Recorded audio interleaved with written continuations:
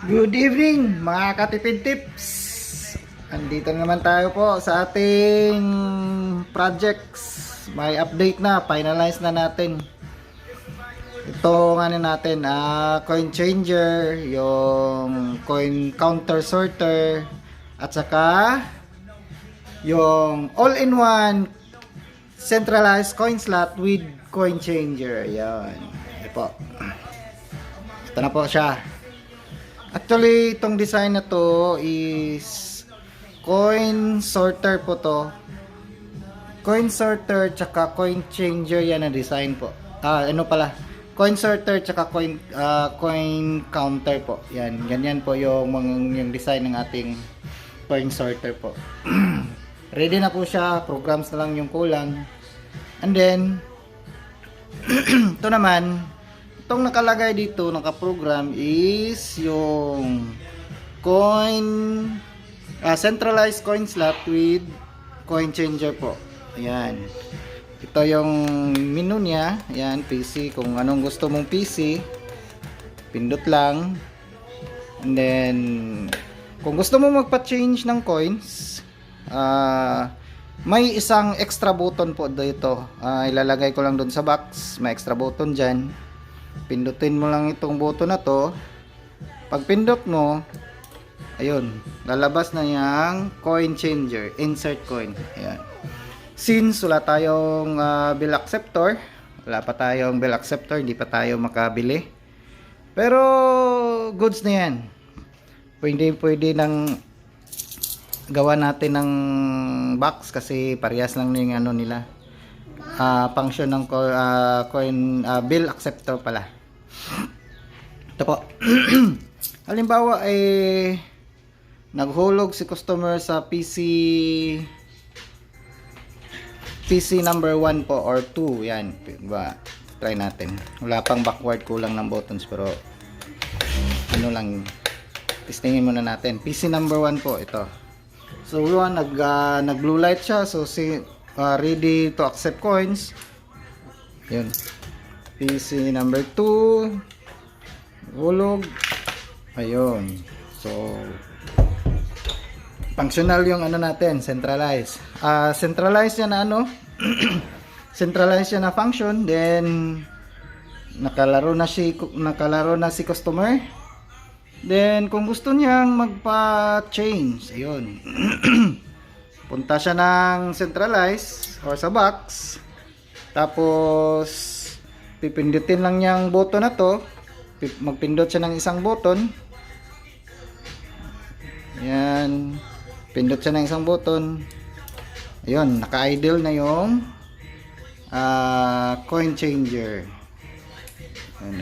Ayun. So pag napindot niya yung coin changer, tapos wala siyang in-insert, walang mangyayari. Balik sa standby mode, idle state. Ayan. Walang ilaw, so hindi yan magtanggap ng coins. Patay yung coin slot dyan. So pag pindot niya ng coin exchanger, ayun, naka-coin exchanger na siya, naka-ilaw. So maghulog tayo ng halimbawa, ang bilis. Okay. Hulog tayo ng 20. Halimbawa, ayun. Halimbawa, yung pera niya ay 20 pesos na ano, buong 20 pesos sa bill acceptor, yun, magdi-dispense na yan. Ayun. Natin, yun, ilan? Okay, 4 na 5. Okay. Halimbawa, magpa-change ng 50 pesos si customer. Yan, bilang tayo 50 pesos.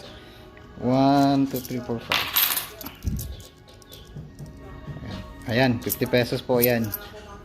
Halimbawa, naghulog si customer ng 50 pesos para sa magpa-change siya ng 50 pesos po.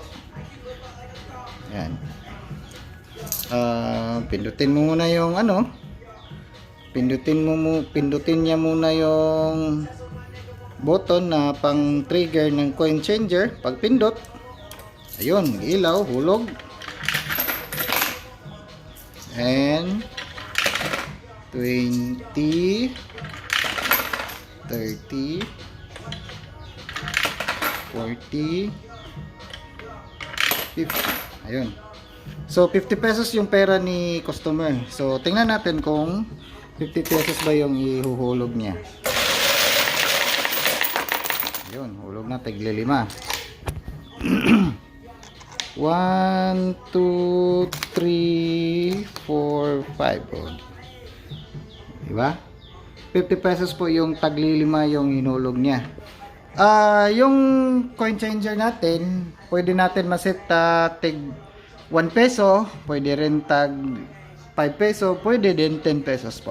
Depende sa customer po, depende po so kung magkano yung gusto nilang i-dispense. Pwede yun. Dito lang tayo magkatalo sa coin slot natin. Coin slot yung gamit natin dahil wala pa tayong bill acceptor, hindi pa natin ma-afford, mahal kasi. Pero pag mag-order kayo, pwede natin isama na yung bill acceptor dahil order basis po tayo eh. Yan. So ready na yung natin. Ready na yung all-in-one centralized coin slot plus centralized po yan, coin slot plus plus bill acceptor, coin changer. So hindi siya maka-change, hindi siya makapindot pag hindi naka-standby. Ayun. Hintayin muna mag-standby mode bago siya maka coin changer. Vice versa po, hindi siya makapindot hangga't hindi naka-standby. Hindi siya maka-select ng time. So ayan. Ganun lang. 'Di ba? Coin sorter, coin changer, PM lang sa mga orders po. At ito naman po, yung pictures nito. Halimbawa, si customer ay loko-loko kasi naka-centralize siya, tsaka plus coin changer. Siyempre, yung natin, yung coin slot natin, tatanggap niya ng piso. Ayan, tig-piso, isang piso po. So, syempre, tatanggap yan dahil naka-centralized coin slot tayo. So, halimbawa, loko-loko si customer.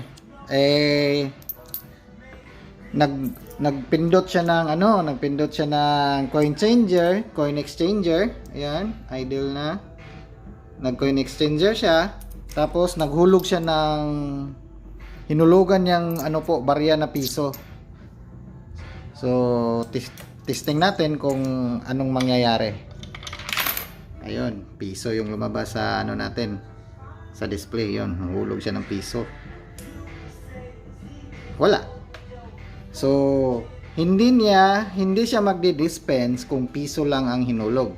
So, mangyayari doon, donation. So, itong centralized coin slot natin, tsaka bill acceptor plus coin changer, tumatanggap po siya ng donation tig piso po. Ayun. Kung loko-loko, maghulog ng piso, mag-coin changer, ay walang mangyayari. So, kaya nagtesting siya,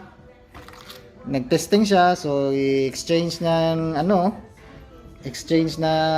nagpindot siya ng coin changer is,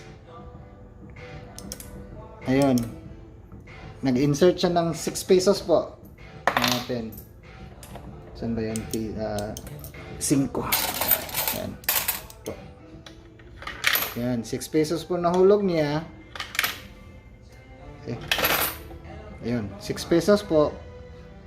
Tingnan natin kung magkano i-dispense niya. Ayun. Siyempre, ang i-dispense niya, 5 peso lang. So, kung yung peso na yun, wala na. Donation na yun. Papunta na yun sa Bantay Bata. 163. Donation yan. Pag hindi umabot ng 10 or 5, 10, 15 ngayon, naghulog siya ng 9 pesos, 8 pesos, 7 pesos. Yung sobra na yun, Bantay Bata yung papunta, donation 160, Bantay Bata 163 po. Pag naghulog siya ng 12 pesos, yun, dalawang 5 piso lang ihulog niya. Yun ang yung pictures niya, dahil hindi naman natin yung ibabalik yung piso niya dahil yung dispenser natin is 5 piso yung laman, di ba? So mag-iingat din sila. Ayan po. Ready na po. Kung gusto nyo po yung ano, yung coin changer only, meron naman po tayo. Pwede natin gawan ng ano, ng codes, special code bill acceptor plus coin changer, yun. Pwede po yun. Tapos kung gusto mo naman ng ano, all-in-one, coin changer, tsaka centralized coin slot. Ano mo ba kung anong mas advantage ng coin all-in-one po natin? Advantage natin is yung coin slot po natin is isa lang. Pwede siya gamitin pang coin changer, pwede din siya gamitin pang centralized coin slot. So isang coin slot lang gagamitin. Yung pong aim natin po, ito pong mga project natin, yung aim natin is paano tayo makatipid. Yun, nagtitipid tayo eh. At nakatipid tayo at the same time, ano naman, worth it naman po yung mga programs, yung mga gawa para hindi sila malito-lito po. Ayan. So tipid na tipid po tayo. Isang coin slot lang sa centralized, isang coin slot din sa pang at the same time pang coin changer po. Itong coin changer natin tatanggap naman ito ng ano, yung coin slot tatanggap ng 20 pesos na coin. Wala tayong sample na 20 pesos kasi, pero sigurado ako 20 pesos po tanggap ng ano, coin slot po. So pwede niyang palitan ng tiglilimang ano po, coins po. Yan.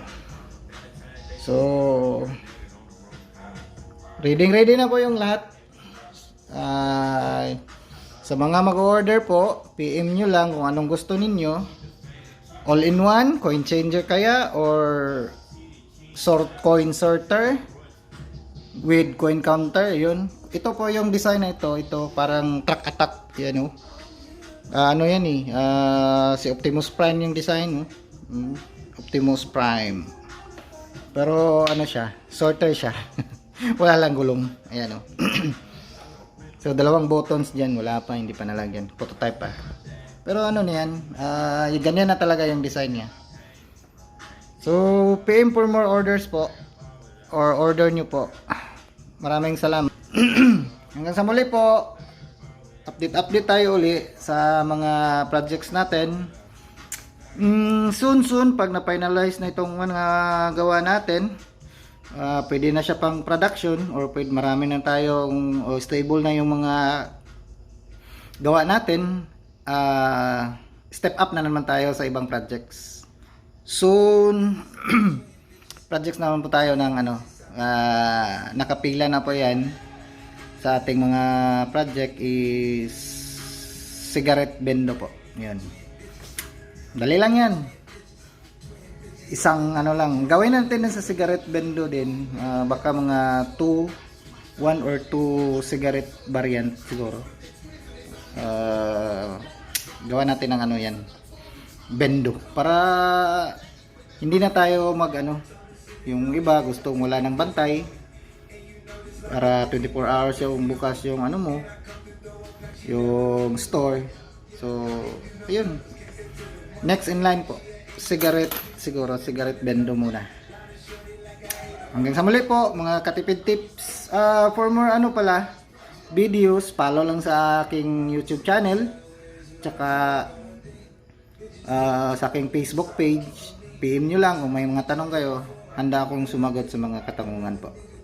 Hanggang sa muli, maraming salamat po.